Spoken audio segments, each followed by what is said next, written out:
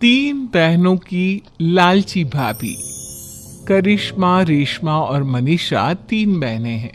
उनका एक भाई भी है, मयंक।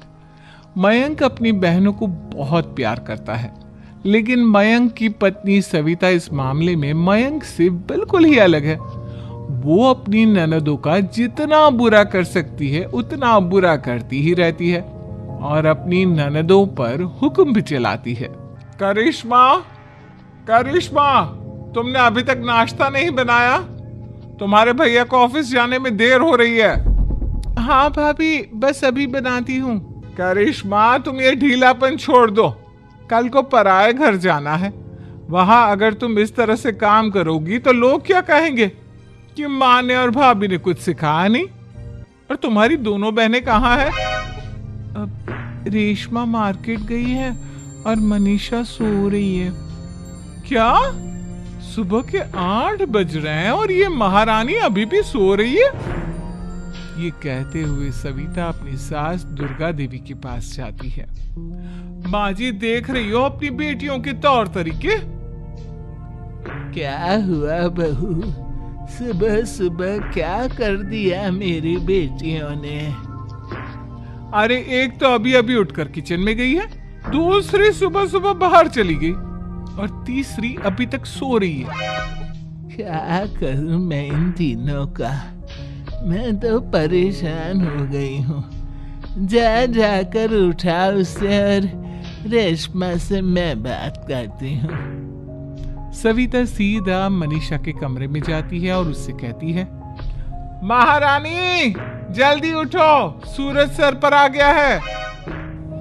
भाभी, थोड़ी देर और सोने दो ना, मैं रात को लेट सोई थी। वो क्या ना, यूनिट टेस्ट चल रहे हैं। शराफत से उठती है या नहीं, या फिर पानी की भरी बाल्टी डालूं तेरे ऊपर? नहीं भाभी, मुझे बिस्तर में नहीं नहाना, उठती हूँ मैं। मनीषा जल्दी से उठकर बाथरूम में चली जाती है। सभी आराम से बैठकर नाश्ता कर रहे होते कि तभी रेशमा बाजार से हाथ में सामान लिए आ जाती है। रेशमा को देखते ही सविता उस पर बरस पड़ती है। लो, आ गई महारानी। ऐसा भी क्या सामान लाना था जो सुबह आंख मलते ही बाजार की तरफ रवाना हो गई? भाभी, कल आप ही तो चीख रही थी कि घर का सारा सामान मुझे ही लाना पड़ता है, घर में किसी को भी किसी काम से कोई लेना देना नहीं है। अब मैं बाजार जाकर सामान ले आई तो आपको इस बात से भी तकलीफ हो रही है? देख रही हो माँ जी, अपनी बेटी की जुबान कैंची से भी तेज चलती है। और मयंक, आप तो कुछ कहेंगे नहीं अपनी लाडली बहन को? रेशमा, अपनी भाभी से ऐसे बात नहीं करते। चलो माफी मांगो। भैया, मैं क्यों माफी मांगू? आप भाभी से बोलिए ना कि हम पर कम हुक्म चलाया करे। हम इस घर की बेटियां हैं और आपकी पत्नी की ननद है, नौकरानी नहीं। लो, कर लो बात। इनकी भलाई के लिए कुछ भी बोलो तो इन्हें बुरा लग जाता है। इस घर में यही इज्जत है मेरी। देख लो माँ जी, आपकी बेटी किस लहजे में मुझसे बात कर रही है। सविता वहां से चली जाती है। मयंक को बहुत गुस्सा आता है, वो भी वहां से चला जाता है। फिर करिश्मा रेशमा को समझाती है, रेशमा, तुम्हें भाभी से माफी मांग लेनी चाहिए थी ना। लेकिन दीदी, मैंने कुछ किया ही नहीं, तो मैं माफी क्यों मांगू? हाँ करिश्मा दीदी, रेशमा दीदी जैसे ही घर में आई भाभी ही उन पर चिल्ला रही थी। हाँ, मैं मानती हूँ कि गलती भाभी की थी। मैं तो इसलिए बोल रही हूँ कि भाभी ने माँ को तो पूरी तरह अपने वश में कर लिया है। वो हमारी बात सुनती ही नहीं। मयंक भैया हमारे लिए हमेशा खड़े रहते हैं, इसलिए उनकी बात का मान तो तुम्हें रखना चाहिए था ना। कोई फायदा नहीं दीदी, कुछ दिनों की बात और है, भाभी उन्हें भी हमारे खिलाफ भड़का देंगी। फिर वो भी माँ की तरह हमारी किसी बात का विश्वास नहीं करेंगे। इसी तरह सविता अपनी तीनों ननदों को किसी न किसी बात पर परेशान करती रहती थी। एक दिन मयंक अपनी तीनों बहनों के लिए गिफ्ट लाया। करिश्मा, ये तुम्हारे लिए हार का सेट। रेशमा, तुम्हारे लिए सुंदर सी ड्रेस। और मनीषा, तुम्हें किताबें पसंद है ना, तुम्हारे लिए किताबें लाया हूँ। थैंक यू भैया, थैंक यू भैया, थैंक यू भैया। करिश्मा, तुम्हारा नेकलेस कितना सुंदर है। ये भैया कहाँ से ले आए होंगे? मैंने भैया को 3 दिन पहले फोन पर ये डिजाइन दिखाया था और आज भैया ये ले आए। सविता तो अपनी ननदों के गिफ्ट्स देखकर जल गई और करिश्मा का नेकलेस तो उसे भी बहुत पसंद आया था। अपनी बहनों के लिए कितना अच्छा नेकलेस लेकर आए हैं, मुझे कभी कोई गिफ्ट नहीं दिया। मैं आज ही ये हार चुरा लूं। रात में सविता करिश्मा का हार चुरा लेती है और इसी तरह उसे अपनी ननदों की जो भी चीज अच्छी लगती वो उसे मांगती नहीं बल्कि रात के अंधेरे में चुरा लेती। इसी तरह दिन बीतते गए और सविता ने मयंक के दिल में भी उसकी बहनों के लिए नफरत पैदा कर दी। एक दिन मयंक ने करिश्मा और रेशमा के लिए रिश्ता देखा और ये बात उसने घर में सबको बताई। माँ, करिश्मा और रेशमा के लिए बहुत अच्छा रिश्ता आया है। वो लोग कल इन्हें देखने आ रहे हैं। आप और सविता मिलकर सारी तैयारी कर लेना।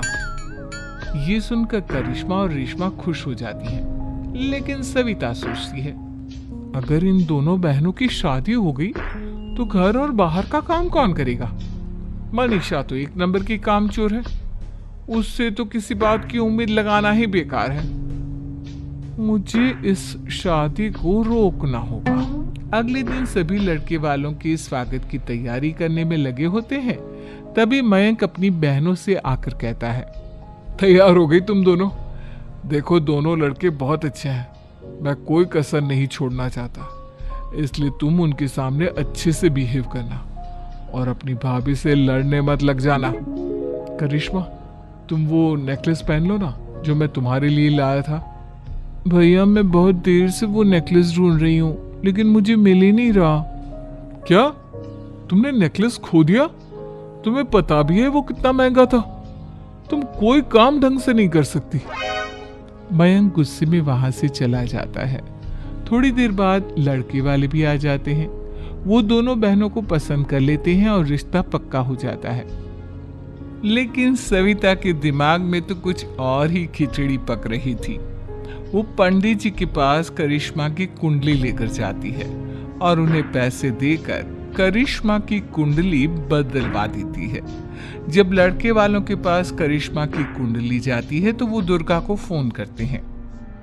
बहन जी, हमने करिश्मा की कुंडली अपने पंडित जी को दिखाई थी। आपकी बेटी की कुंडली नहीं बल्कि दोषों का पिटारा है। देखिए, मैं और मेरे पति इन सब बातों में बहुत विश्वास करते हैं, इसलिए हम आपकी बेटी से अपने बेटे की शादी नहीं करा सकते। इस तरह करिश्मा का रिश्ता टूट जाता है और सभी घर वालों को बहुत दुख होता है। अब कविता सोचती है, चलो करिश्मा का तो रिश्ता टूट गया, अब रेशमा का भी रिश्ता तोड़ना है। क्या करूं? अब सविता आवाज बदलकर किसी अननोन नंबर से रेशमा के होने वाले ससुराल में फोन करती है। हेलो, मैं कौन हूँ कौन नहीं ये आपके लिए जानना जरूरी नहीं, बस इतना सुन लो कि रेशमा का 2 साल से किसी के साथ अफेयर चल रहा है। बस रेशमा का रिश्ता तोड़वाने के लिए सविता का इतना कहना काफी था। अब रेशमा का भी रिश्ता टूट गया। मयंक और दुर्गा देवी ने रेशमा को खूब खरी खोटी सुनाई और उससे बार बार उस लड़के के बारे में पूछने लगी। आप दोनों मुझे क्यों परेशान कर रहे हो? अरे कोई लड़का होगा मेरी लाइफ में तो मैं बताऊंगी ना, जब कोई है ही नहीं तो कहाँ से लाऊं मैं कोई लड़का? तो तेरे होने वाले ससुराल वालों को फोन किसने किया था? माँ, मैं नहीं जानती किसने फोन किया था, मैं सच कह रही हूँ। मैं तो पहले ही कह रही थी इसकी लगाम खींच कर रखो, लेकिन मेरी सुनता ही कौन है। आप चुप रहिए भाभी, ये सब आपका ही किया धरा है।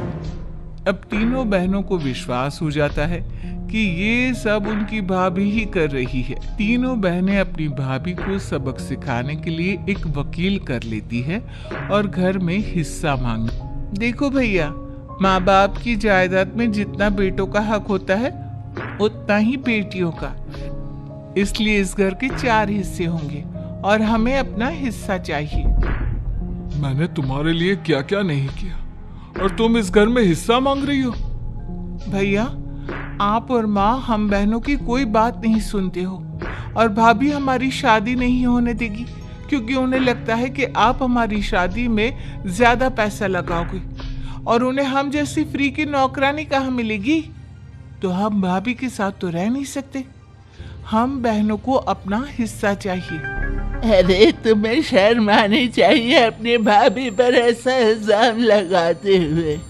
वो तुम्हारे बारे में कितना सोचती है। हाँ माँ, भाभी हमारे बारे में बहुत सोचती है, दिन रात बस यही सोचती रहती है कि किस तरह से अपनी तीनों ननदों को परेशान करूं और कभी मुझे पढ़ने भी नहीं देती। दोनों बहनों का रिश्ता भी तो इन्होंने ही तोड़वाया है और रात में हमारे कमरे में आकर हमारी चीजें भी चुराती हैं। इसी तरह सविता की तीनों ननदें अपनी बात पर अड़ी रही। अब कोर्ट में तारीख भी शुरू हो गई। जब सविता को लगा कि उसकी तीनों ननद इतनी आसानी से नहीं मानने वाली, तो उसने अपने पति और सास को सारी सच्चाई बता दी और अपनी तीनों ननद से माफी मांगी। मयंक और दुर्गा को भी अपनी गलती का एहसास हो गया। अब सविता खुद करिश्मा और रेशमा के लिए अच्छा रिश्ता ढूंढती है और उनकी शादी करवाती है।